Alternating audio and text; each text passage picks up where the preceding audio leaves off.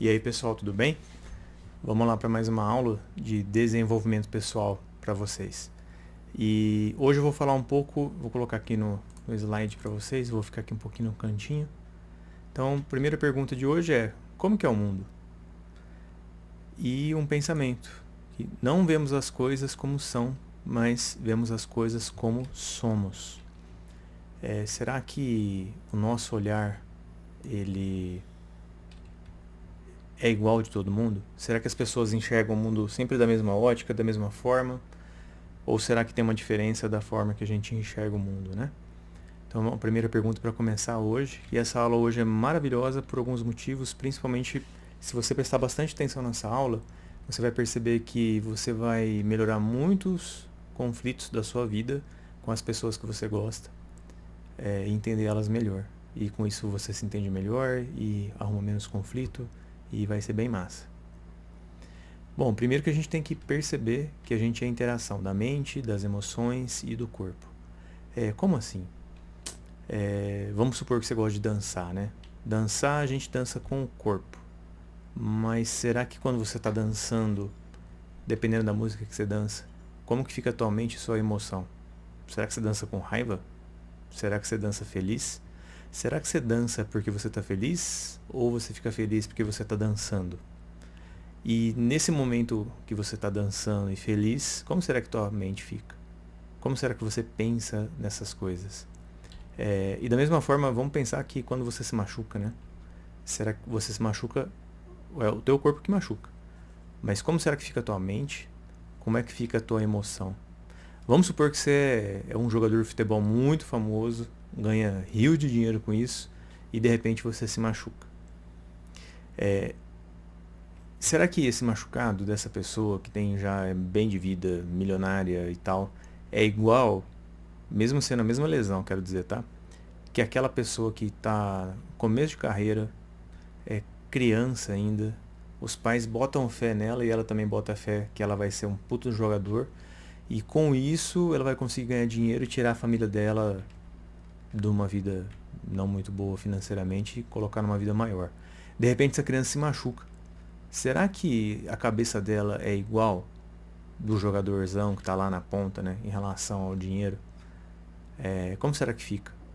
Como será que fica cada coisa que acontece com cada pessoa? O machucado, né, a lesão, talvez seja igual. Mas será que o sentimento e as coisas que ela pensa sobre essa emoção, né, ou esses pensamentos são iguais? Então eu te convido a pensar que talvez as pessoas reajam ou ajam diferentemente das coisas que acontecem com elas, tá? Então é só um ponto de vista por enquanto. Esse slide aqui eu já peguei e comentei com vocês, mas eu vou reler e enfatizar mais algumas coisas. O que é PNL? Então, PNL é o estudo da estrutura da experiência subjetiva. Ela estuda os padrões e processos de programação criados pela interação entre o cérebro, a mente, que é a parte neurológica, e a linguagem, que é a linguística e o corpo. E tem como pressuposto que a experiência humana é construída a partir da interação entre os processos neurológicos, mente, a linguagem e a programação mental, e as estratégias e padrões de comportamento. Então, se você olhar nessa imagem aqui, você vai perceber que é como se fosse, né, o cérebro se afinando com o coração para sair um som. Que som será que é esse? Como será que essa pessoa fica quando fica tudo interligado realmente? Então, a PNL é a arte de plantar a semente de uma ideia, de uma mudança. Então, a PNL é como o jardineiro de uma mente habilidosamente plantando e cultivando as sementes de uma ideia de mudança em solo fértil. Com técnica sutil e linguagem adequada, ela promove a transformação interior, permitindo que novas possibilidades floresçam. Hoje eu vou falar um pouco mais de PNL para vocês. Então isso aqui, de novo, é uma introdução para poder lembrar do que eu vou conversar com vocês daqui a pouquinho. Então, da linguagem adequada, é só você pensar, será que se você conversar igual com todo mundo vai te entender da mesma forma? Será que se você conversar com uma pessoa que já tem alguns anos de estudo, mais experiente, é igual uma criança? Será que se você usar a mesma linguagem o entendimento vai ser igual. E nicho diferente, né? Dependendo da pessoa onde que ela mora, onde ela vive, será que vai ser igual a maneira que você conversa uma com a outra? Então, é um processo de cultivar um jardim de pensamento e percepção para alcançar uma mudança desejada. PNL, portanto, a arte de semear, cultivar e colher as flores da transformação, guiando-nos por uma nova jornada fascinante através dos jardins do pensamento e da percepção. Então, eu planto coisas, ideias, pensamentos, atitudes, para colher se ela germinar, né? E falando um pouco da linguagem e do corpo, eu convido você, se você tiver YouTube aí, assim que terminar essa palestra aqui, né? Essa aulinha, acessa no YouTube uma palestra dessa mulher que chama Amy Cuddy, lá do TED Talks. Tem versão, hoje em dia tem legendada, se marcar tem até dublada já. Então ela tem essa palestra, Sua Linguagem Corporal Molda Quem Você É. Eu não vou dar muito spoiler, vale muito a pena você assistir essa mulher falando, mas foi o tema de doutorado dela. E ela percebeu que dependendo da mudança corporal que você tem, você altera a sua fisiologia interna. Você altera teu cortisol e tua testosterona. Não sei se você sabe ou não, mas tanto homem como mulher tem testosterona. E também o cortisol. É lógico que a mulher tem um nível de testosterona menor do que do homem. Mas a testosterona é o hormônio da ação, né? Como se fosse um tipo de hormônio da felicidade. E o cortisol do estresse. E eles perceberam, essa mulher percebeu no estudo dela, que se a pessoa ficar, vou até abrir a câmera aqui para ficar maior para vocês me enxergarem. Se a pessoa ficar com a mão na cintura, peito aberto, olhando para o horizonte, com os pezinhos mais abertos, tipo a postura da Mulher Maravilha, do Superman. Essa pessoa, se ela ficar nessa posição, ela aumenta o nível de testosterona. 2 minutos. 2 minutos eu tô falando. E da mesma forma, se a pessoa ficar na postura cabisbaixo, assim, ó, olhando para baixo, tipo a postura que a gente fica olhando no celular, né, toda hora. Então talvez, se eu ficar assim, por 2 minutos, ela percebeu que o nível de cortisol aumenta, tá? O cortisol endógeno e a testosterona endógena. Vale a pena assistir o vídeo dessa mulher. Então ela fala assim que nossos corpos mudam nossas mentes e nossas mentes mudam nosso comportamento e o seu comportamento muda nossos resultados. Depois em aula com vocês eu posso explicar um pouco melhor o que ela fala para quem assistiu ou não, mas é maravilhoso o que ela comenta sobre esse estudo que ela fez. E aí tem um outro artigo também, que eu vou comentar sobre ele agora, que ele fala um pouco das emoções. Mas aqui eu queria chamar a atenção para a forma que a gente descreve nossas emoções. Então, nós sentimos emoções no corpo e as descrevemos como palavras, baseadas em experiências reais ou imaginárias. Então, quando a pessoa fala assim, nossa, eu senti meu coração quebrando. Eu não sei se alguém já sentiu como que quebra um coração, se quebra, mas sinceramente, eu sou da área da saúde. Se quebrar um coração, de fato, a pessoa morre na hora, né? Ou então a pessoa, sou meio pé frio. E talvez a temperatura não tenha mudado, mas existe uma conotação para pé frio que as pessoas conhecem. Por exemplo, má sorte. E eu tenho borboletas no estômago, daquele friozinho, né? Será que se a pessoa colocar borboleta no estômago vai dar essa mesma sensação? Então são formas que a gente usa para descrever algumas coisas das palavras, baseado em alguma experiência que a gente tem em relação à emoção. Tem um artigo bastante interessante desse Laurie Nomena, chama Body Maps of Emotions, que são as emoções mapeadas no nosso corpo. E ele avaliou muitas pessoas e pediu para a pessoa colocar no mapa corporal aonde que ela sentia o corpo dela mais presente, para ela marcar mais em amarelo. Quanto mais amarelo e vermelho é onde tem mais. E quando ela marca de azul ou preto, é onde sente menos. Então, desenhou esse mapa aqui, ó, da raiva, do medo, desgosto, felicidade, tristeza, surpresa, pessoa neutra, ansiosa, apaixonada, depressiva, contemplativa, orgulhosa, com vergonha e invejosa. Então você pode notar assim que uma pessoa que tem depressão é parecido com essa tristeza, mas é completamente diferente quando a pessoa está apaixonada, quando a pessoa está feliz, que parece que quando ela está, o que ela sente no corpo, né? Então esse gráfico quer dizer, você percebe assim que é onde que ela sente mais no corpo dela. E fizeram outro estudo baseado nessa mesmo artigo e perceberam, será que culturalmente ele é universal? E eles perceberam que nessas populações, ó, aqui embaixo, tem Austrália, Brasil, Canadá, Croácia, Finlândia, Alemanha, Índia, Itália, México, Filipinas, Polônia, România, Turquia, Grã-Bretanha e Estados Unidos. Então tem muitos países, muitas pessoas, e a maneira que eles se sentem é muito parecido, né? Então culturalmente não é tão diferente esses sentimentos. Então a gente sente no corpo mesmo algumas coisas. E aí da PNL que eu tinha falado para vocês, falei do Bandler, do Grinder, né? Então o Bandler e o Grinder, eles se juntaram para poder estudar algumas coisas relacionadas ao comportamento e principalmente algumas coisas relacionadas às que eu falei comentei já. Será que existe esse tal do dom, né? Então o professor, aquele terapeuta, aquele atleta, ele tem o dom? Ou será que se eu fizer as coisas que eles fazem, eu consigo copiar esse dom, que talvez não seja um dom? Então o Bandler, ele é um matemático e estudou psicologia, e o Grinder, ele trabalha com linguística.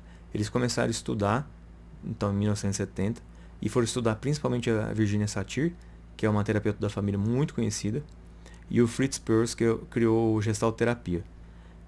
E aí começaram a perceber se eles copiassem o comportamento dos dois, que eles foram investigar durante terapia e tal, né?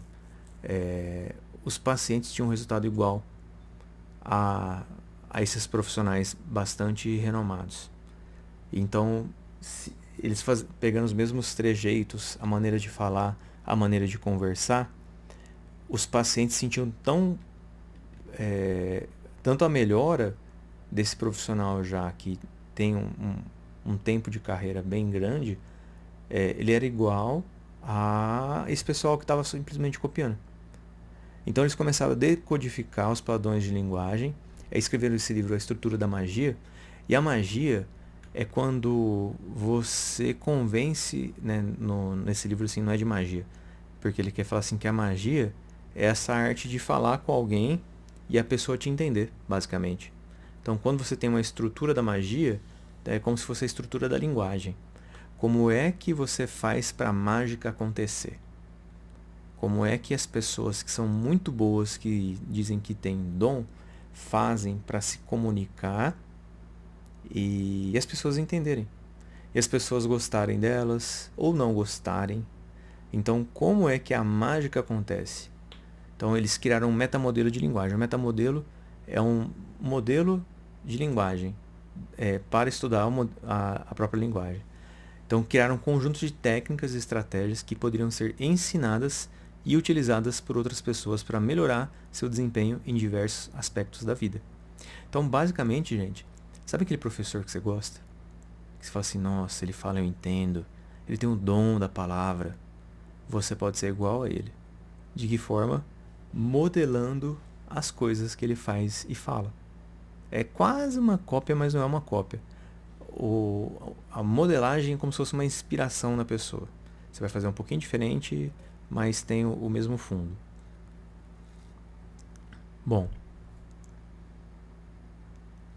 e o coaching, eu falei para você já, é um processo que visa elevar a performance do indivíduo, grupo ou empresa. E essa performance, entenda que pode ser tua nota, pode ser teu relacionamento, pode ser teu dinheiro, pode ser sua saúde, pode ser seu status, pode ser o que você quiser, tá? Aumentando os resultados positivos por meio de metodologia, ferramenta e técnica. Então, te ajuda a sair do ponto A, que é o estado atual, é onde você está hoje, e vai para o ponto B, aonde que você gostaria de chegar.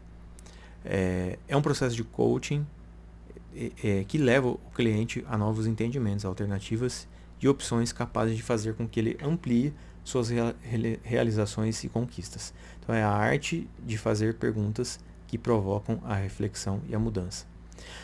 Então, tanto o coaching como a PNL, eles não são terapias, tá? Então é importante vocês entenderem que eles não são terapias. Algumas pessoas usam durante terapias alguma ferramenta para facilitar a terapia, mas não é uma terapia. Então, se a pessoa tem um problema psiquiátrico, mental, alguma coisa do gênero, então ela tem que procurar o profissional da área, especialista na área que ela precisa. Não vai procurar alguém do coaching, do PNL para poder resolver esses problemas, se for um tipo de patologia de fato, ok? Então, vou falar um pouco das pressuposições da programação neurolinguística. Deixa eu sumir aqui de novo. Então, essas pressuposições, existem várias. Eu vou falar de algumas, tá? Mas tem muitas mapeadas. Mas vou falar só dessas daqui. Então, algumas pressuposições um pressuposto é aquilo que a gente supõe que exista, né? Antes de qualquer coisa. Então, o mapa não é o território. Eu conversei um pouco do mapa com vocês, eu vou explicar mais um pouquinho daqui a pouco. A vida e a mente são processos sistêmicos. A diferença e o que é a variabilidade e a flexibilidade. A mudança, todo comportamento tem uma intenção positiva e a comunicação. Então são pontos que eu vou abordar com vocês, que são interessantíssimos para a gente nos entender melhor, entender o próximo e assim viver uma vida bem melhor e com menos treta com a galera, viu? É bem legal tudo isso que eu vou mostrar. É pouco, mas é poderoso. Então, primeira coisa, o mapa não é o território. E mais ou menos o que eu falei agora há pouco para vocês, na primeira frase lá, será que a gente enxerga o mundo igual? Aí é uma ilustração, né, de um rinoceronte pintando a paisagem que ele está vendo. Então vocês podem ver nos quadros que ele pinta, sempre ele pinta vendo o chifre no nariz dele aí. Não sei se chama chifre ou não, mas enfim, para mim parece um chifre. E de repente, posso até falar assim que alguém da biologia que está assistindo esse vídeo aqui agora fala assim, nossa, ele não sabe nada, isso aí tem um outro nome, blá blá blá, né? Ou não, é isso aí mesmo, e eu não sei. Mas o que eu tô querendo dizer com esses exemplos é que a pessoa tem a perspectiva da vida dela, que o importante é a gente se comunicar e entender o que eu quero dizer. E que cada um vai ter uma perspectiva da vida e dos fatos. Os fatos são um. O são, você vai entender o porquê. Mas a gente tem diversas interpretações. Por que são um? Porque, vamos supor, eu tirei 5 numa prova. E aí, de repente, a pessoa fala assim, nossa, eu fui mal. A outra fala, nossa, eu fui bem. Então, como pode ser uma mesma nota, alguém achar que está indo bem e outra pessoa achar que está indo mal? Será que a prova valia 10? Será que ela valia 5? Será que ela valia 100? Será que essa pessoa, por mais que a prova valia 10, ela sempre tira 0, é a primeira vez que ela tira 5? Então, essa perspectiva é única. Então, cada um vai acabar sofrendo de maneira positiva ou negativa o fato. O fato é esse, né? O fato é que alguém faleceu, o fato é que você ganhou alguma coisa, existem vários fatos. Agora, a interpretação em relação ao que é bom ou ruim desse fato é um pouco complicado. E então, o que eu estou querendo dizer para vocês é que tudo depende do ponto de vista. O ponto de vista é o mapa. E aí fala que o mapa não é o território, por quê? Porque eu tenho um mapa, o mapa é uma representação daquilo que existe. O mapa, ele não é o território. Eu posso ter um mapa da cidade aqui, mas mesmo tendo um mapa na minha mão, eu não consigo passear dentro desse mapa igual. Eu não consigo pegar uma grama que eu conseguiria pegar se eu estivesse num lugar que tem grama. Entenderam? Eu consigo passar o meu dedo no lago da cidade, por exemplo, no mapa, e ele não vai molhar, porque ele é só uma representação. Agora, se eu estiver no lago, sim, eu vou acabar me molhando. Então, o mapa, ele não é o território. O mapa é uma representação. Então, aquilo que a gente vê e entende daquilo que a gente está vendo é uma representação de um ponto de vista. Tá? Então, é importante entender que cada um vai ter um mapa. E como que eu faço, então, né? Então, o importante é eu conhecer diversos mapas, como aqui, por exemplo. duas pessoas conversando, discutindo. Será que eu vejo um 9 ou vejo um 6? Depende do ponto de vista. Depende do mapa de cada um. Será que é um 9, um 6, um G? Né? O que mais pode ser? Depende do ponto de vista dessa pessoa. E quanto mais pontos de vista eu tiver, mais eu vou aumentando meu mapa. E aumentando meu mapa eu consigo me comunicar melhor, consigo entender o outro melhor, consigo ter um relacionamento melhor. Então por isso, quanto melhor você se conhece, melhor você conhece seu mapa, e melhor vai ser sua capacidade de conhecer outros mapas. E quanto mais mapas eu conheço, mais amplo fica o meu. A partir do momento que eu conheço um novo mapa, o meu se amplia. Então, 70 a 80% dos problemas podem ser resolvidos entendendo que o mapa não é o território. Tá? A realidade não é conhecida, mas percebida neurologicamente. O que eu quero dizer com isso? Eu enxergo som, imagem, sinto sensações, ouço palavras, que na verdade são sons. Eu sinto, vejo e ouço as coisas. Eu sinto, vejo e ouço as coisas. Se isso que eu sinto, vejo e ouço é bom ou ruim, vai depender da minha interpretação e da minha sensação, certo? E cada indivíduo cria seu modelo de mapa do mundo a partir dessas informações. Ah, aquele cheiro é bom, aquele cheiro é ruim. Depende, né? Esse cheiro lembra o quê? Lembra uma pessoa que te maltratou muito? Ou lembra aquela pessoa que foi muito carinhosa com você? Lembra aquela comidinha gostosa que você comia? Ou lembra aquele lanche que você comeu e passou mal? Então, às vezes, algumas pessoas vão se sentir muito bem ou muito mal com o mesmo fato. Outra coisa importante entender é que não há fracassos. Existem resultados que podem oferecer feedback do que precisa ser modificado. O que eu quero dizer com isso? Como uma frase você deve ter ouvido falar já. Na vida a gente acerta ou aprende. Eu não erro, eu aprendo. Porque quando eu erro, eu aprendo que daquela forma talvez não é a melhor forma para aquele momento. Se você continuar errando, é porque você ainda não aprendeu. A partir do momento que você aprender, você deixa de errar. E qual mapa é o melhor, né? Sempre é o seu. E o detalhe é só que você pode expandir seu mapa através, né? Então, enriquecer o mapa é a chave, conhecendo o mapa do outro. Belezinha? Gente, tudo que eu falar aqui, como essa aula está gravada, você pode dar uma pausa, anotar, voltar um pouco para poder entender, tá bom? E pode mandar mensagem também. Outra coisa importante, a vida e a mente são processos sistêmicos, ou seja, a gente não vive sozinho.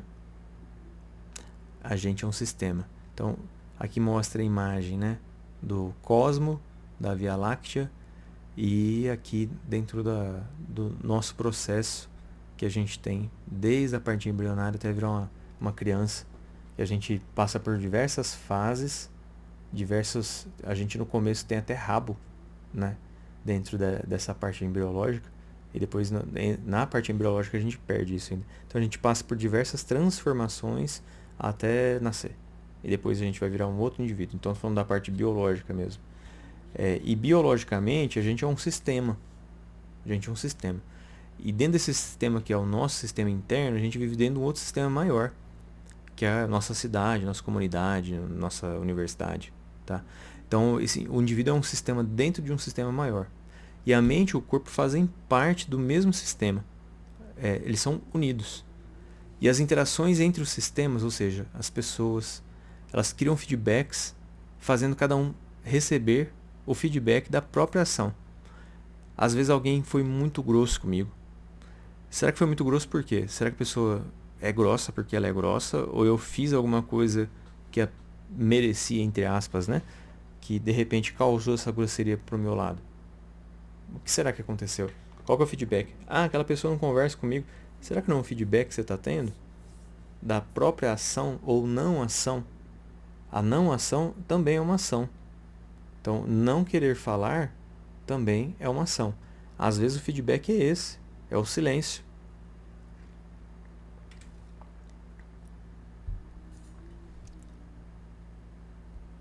o silêncio. E aí, né? Como será que tá a sua vida? Como é os feedbacks que você recebe? São positivos ou negativos? Isso é importante a gente entender. E vai ser inclusive uma atividade para hoje, mais tarde.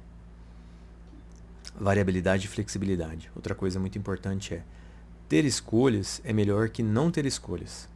Quando você não tem escolha, aí sinto muito, só lamento, né? Que aí você fez o que você tinha que fazer, não tinha outra opção. É aquilo. Então quando você tem mais escolhas, às vezes a gente fica perdido de tanta escolha. E dependendo para algumas pessoas, isso é ruim, que ela não sabe o que faz. Só que quando você consegue perceber e ponderar, você acaba tomando as melhores decisões baseado nas opções que você tem. E às vezes a pessoa quer optar por coisas que ela não tem, fica um pouco mais complicado. Mas também é uma opção. Então, ter escolhas é melhor do que não ter escolhas. O sistema, que é a pessoa, mais flexível ganha. Se uma ação não obtemos o resultado desejado, com a flexibilidade e a variação de comportamento, a gente pode adequar até conseguir o que a gente deseja. Tanto nossas ações, como a nossa flexibilidade e variação. Então a gente vai melhorando as nossas opções, agindo de forma diferente também. Importantíssimo entender isso. Tem uma frase muito legal aqui, que eu gosto muito, eu já falei ela para você já.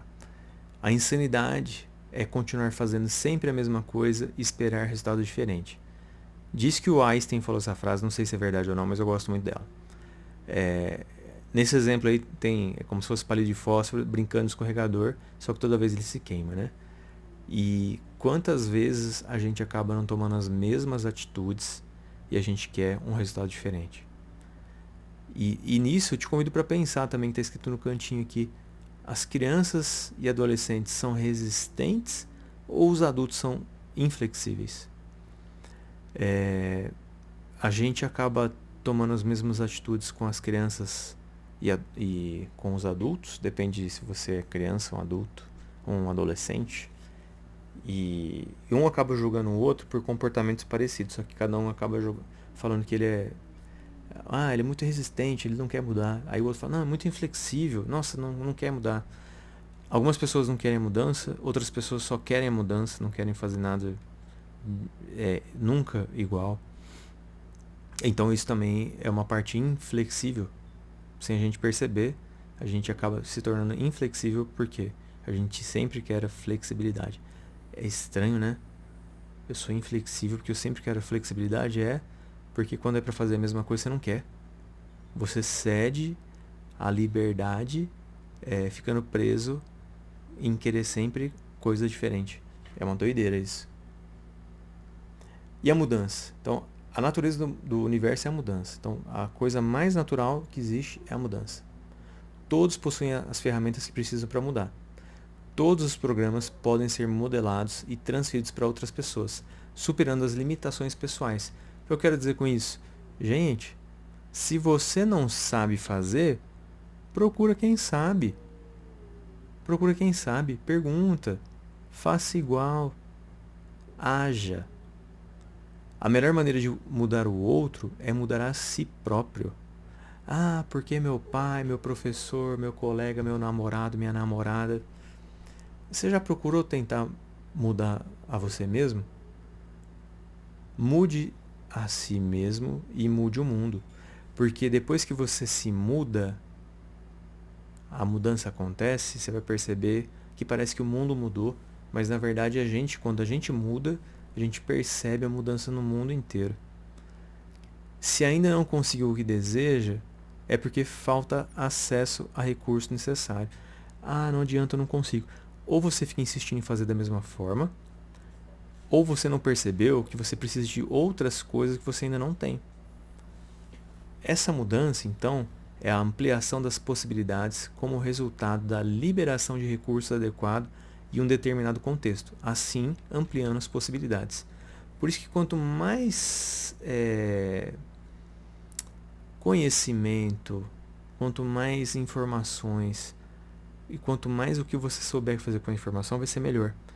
porque de repente dá um insight. O insight, na verdade, é um alinhamento das ideias que você já tem para poder fazer uma coisa diferente que você não tinha pensado ainda. Falar, nossa, já sei.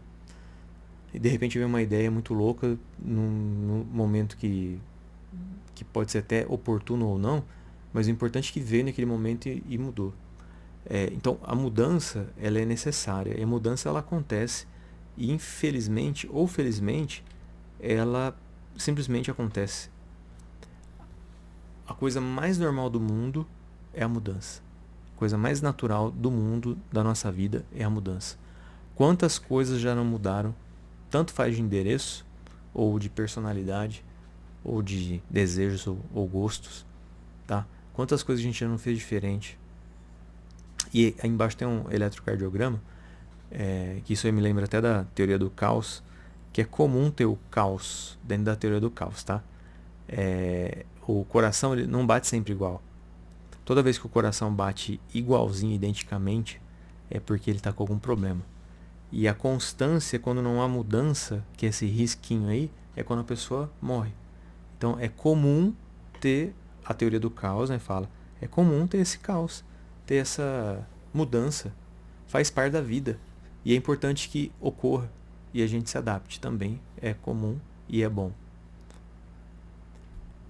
Tem essa frase interessante também que quando você muda, tudo muda, inclusive seu ponto de vista. E essa figurinha que está aí atrás é providencial também, né, da lagarta se transformando numa borboleta. Imagina assim, né, você tá faz parte do reino animal, chega um bicho feio desse, que é a lagarta, e fala, meu sonho é voar. O povo ia falar, você é louco, como que você vai voar? Então as coisas se transformam, gente. E outra coisa que eu já comentei também é que todo comportamento tem uma intenção positiva.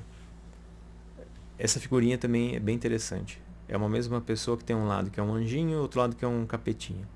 Então, a gente é assim, né? A gente tem um lado bom e um lado ruim.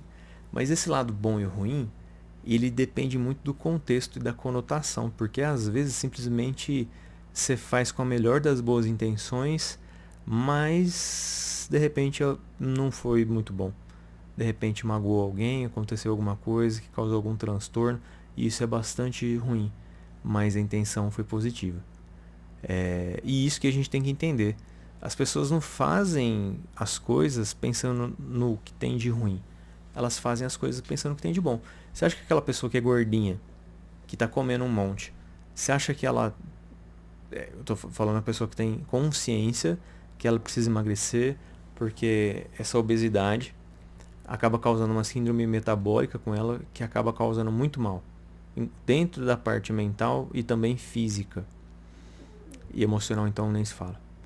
Então ela sabe de tudo isso. Não precisa falar pra ela que precisa emagrecer. Mas será que ela come o que ela come, o docinho dela, o bolinho dela, por exemplo, não faz exercício como deveria, porque ela quer ficar mal? As pessoas fazem pra ficar bem. É que a reação de algumas coisas que a gente faz acaba causando alguns malefícios. Então, a gente tem N partes internas operando e orientando o comportamento. E todas têm uma intenção positiva. Todas têm uma intenção positiva. Teve uma vez que eu conversei com um menininho, ele estava chorando, estava bravo. Aí eu falei, o que foi? Ele falou, o menino me encheu o saco, lá eu bati nele. Mas por que você bateu nele? Porque ele estava me enchendo o saco. Mas você bateu por quê? Porque estava me enchendo o saco. Não, mas tem que ter um porquê um pouco melhor, né? Você tava nervoso, então você queria ficar calmo? Aí pra me acalmar eu bati nele. Tá, e depois que você bateu, você se acalmou? Não, eu fiquei mais nervoso ainda. Então a intenção de bater no outro era nobre, né? Eu quero me sentir melhor. Mas mesmo depois dele ter feito, ele não se sentiu melhor. Entendeu? Então o sistema faz a melhor escolha possível dentro dos recursos disponíveis. Então você acaba tomando as decisões dentro daquilo que você conhece. Até você conhecer uma outra alternativa e tomar decisões melhores novamente, baseado no que você conhece, que agora são coisas novas. Quando o cérebro entende outra escolha melhor, naturalmente ele opta por aquilo que é melhor. E todo comportamento pode ser um recurso ou limitação, dependendo sempre do contexto. Aí pensa um pouquinho agora no mindset fixo e no mindset progressivo, ou de crescimento. Então muitas vezes a pessoa, em algum momento da vida, aquele mindset que hoje é fixo, ele foi muito útil. E foi a melhor escolha naquela época. Mas hoje não. Tem uma amiga minha que ela é muito estudiosa. E ela é viciada em estudar, assim, em fazer curso e tal. Uma vez eu estava conversando com ela. Eu falei, meu, por que você estuda tanto, né? Aí ela não entendia. Eu acabei fazendo uma sessão com ela de PNL Coaching. E ela pegou e falou assim, então entendi. Quando eu era menor, meu pai falava, ele falava, vocês são tudo burro. E aí eu sinto que eu estudo para poder mostrar pro meu pai que eu sou inteligente. Como se fosse isso, né? Resumindo a conversa. Ela falou assim, e o engraçado é que eu tenho um irmão. Meu irmão é completamente o contrário de mim. E a conclusão que eu cheguei é que meu irmão acreditou no meu pai. Então, uma para mostrar que o pai estava errado foi em busca de estudo para mostrar que ele não, que ela é mais inteligente do que ele estava falando. E o outro falou, tá bom, já que eu sou burro, então eu vou ficar aqui. Complicado, né? Então, eu vou reforçar. Todo comportamento pode ser um recurso ou uma limitação, dependendo sempre do contexto que você está. Bater em alguém é errado. Ok. Mas a pessoa está vindo te bater. Ela vai te matar de repente. Meu, bate nela de volta ou bate primeiro, porque você sabe que vai dar ruim. Então depende muito do contexto. O contexto é muito importante.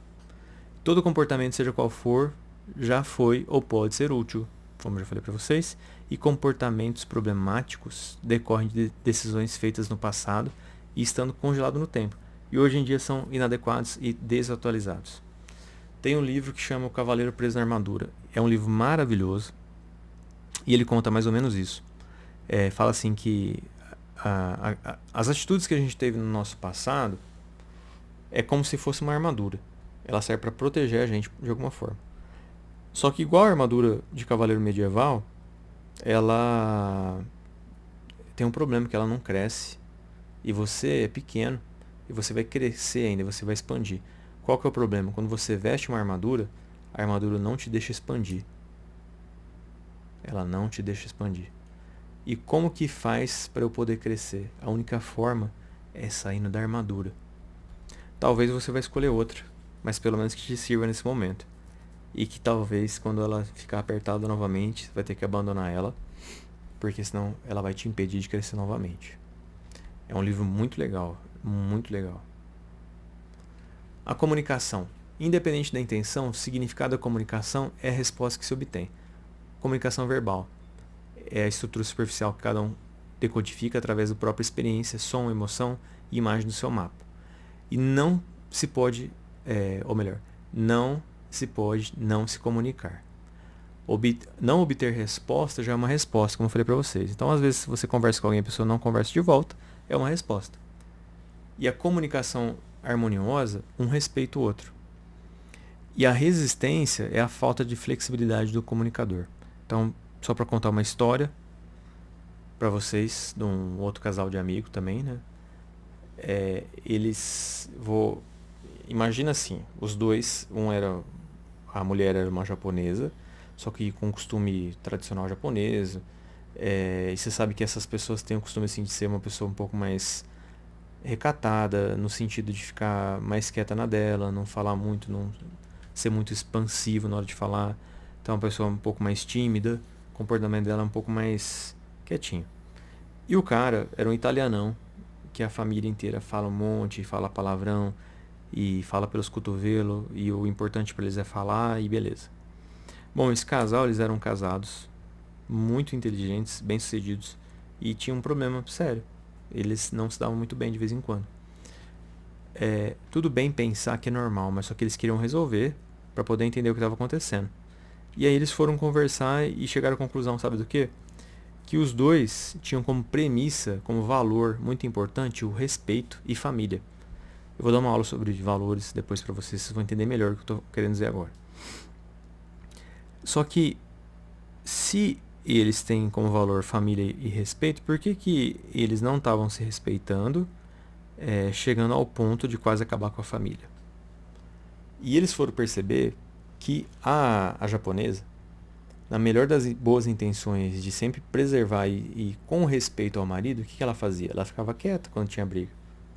E o marido da melhor forma de todas para poder respeitar a mulher dele, como que é o que ele aprendeu, o que ele fazia? Ele falava. Então, quanto mais eles brigavam, mais ele queria mostrar o respeito por ela e falar um monte, e ela queria mostrar para ele e falar menos. Vocês estão entendendo a treta que isso causa? Vocês estão entendendo que quando você entende o que significa respeito para os dois lados, aí entra a flexibilidade, né? Dos dois quererem se comunicar melhor. Vocês estão entendendo isso? Então, muito importante que a gente entenda essa parte, que essa comunicação depende de quem quer se comunicar. Então, quem quer se comunicar tem que alterar um pouco o tom de voz, melhorar a forma que conversa com as pessoas, porque ela quer se comunicar. E por isso que é muito importante que a pessoa se comunique. Bom, agora eu vou explicar um pouco de uma atividade que eu quero que vocês façam no papel. Depois vocês vão dar o feedback lá no questionário do feedback para mim, tá? É o feedback projetivo 360. Nesse feedback, ele é importante porque ele faz um levantamento de informações sobre você e um outro ponto de vista. Baseado em quê? Na intenção positiva de comentário aparentemente negativo. É uma consultoria grátis em áreas específicas do nosso comportamento. Ela tem que ser dada com respeito e amor, né? E traz informações preciosas para áreas que merecem atenção, negligenciadas ou vulneráveis para o seu crescimento. Então vai ter umas perguntas agora, eu quero que você escreva no papel. Não precisa compartilhar comigo necessariamente, se você quiser vai ser uma honra escutar o que você tem para falar, mas você vai colocar no papel. Então responda pensando nas pessoas que você convive, dos comentários diretos e indiretos que você ouve a seu respeito. Como você acredita que seus colegas, amigos de trabalho, no mesmo nível hierárquico, se for trabalho, né? Então, sei lá, você está na faculdade, é aluno igual você. Se você trabalha numa lanchonete, então é o pessoal que trabalha na lanchonete com você ali, assim, tá? Então, nesse sentido, no mesmo nível hierárquico.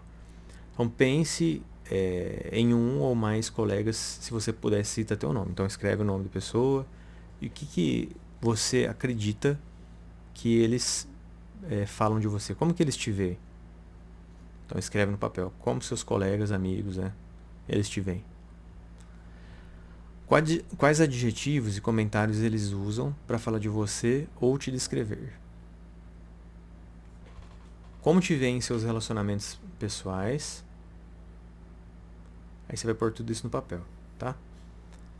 Dá uma pausa no vídeo, escreve tudo isso no papel, depois você passa para o próximo. Então, o que você ouve que eles falam de você? Como que eles te veem no relacionamento pessoal? Outra parte. Então, você se conecta com seu líder, gestor ou superior? Então, na universidade, por exemplo, com seu professor, seu coordenador, né? Com o pessoal que é superior a você na parte hierárquica. Como que é a sua relação com essa pessoa? Qual que é a percepção pessoal que ele tem de você, que essa pessoa tem de você? Pode ser alguma coisa que ele já te falou, ou como você entende que ele te vê. E aí dá uma pausa também, depois nós vamos para o próximo. Agora o próximo é: como você acredita que as crianças, filhos, sobrinhos te veem? Como você acredita que a sua família te vê? Dá uma pausinha, escreve, nós vamos para o próximo agora. Como você acredita que Deus ou algo superior te vê? Quem não acredita em Deus, pense em alguma coisa muito superior. Se é que você acredita em alguma coisa, a energia, sei lá, o Big Bang, alguma coisa que te dê sentido dentro da sua religiosidade ou espiritualidade, tá? Como que você acredita que Deus ou algo superior te vê? Mas e se ele existisse mesmo de fato, né? Se ele estivesse aqui te olhando, observando, como será que ele ia te ver? Se você pudesse perguntar para Deus, ou essa energia aí, né? Sobre suas 3 melhores capacidades, o que ele te diria? Quais são as suas 3 maiores capacidades segundo a visão divina? Se você pudesse perguntar para Deus sobre os seus 3 maiores pontos de melhoria, o que Deus diria? O que Deus diria? As suas 3 maiores capacidades ou qualidades e os seus 3 maiores pontos de melhoria. O que você precisa melhorar, será?